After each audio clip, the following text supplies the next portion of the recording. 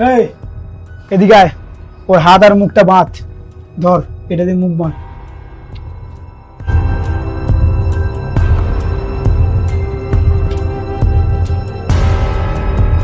ওই ওকে ফটো তোল আর ওর বাপকে পাঠাবো, ঠিক আছে?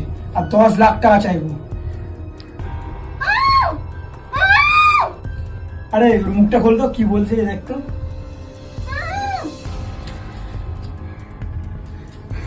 আরে হাতটা কে খুলবে? আমার এই মুখ নিয়ে ছবি তোলা যাবে না। 1 মিনিট।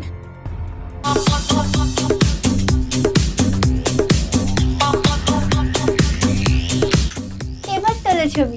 এত সুন্দর জিনিসের দাম তো 1 কোটি টাকা হবে। তোলো।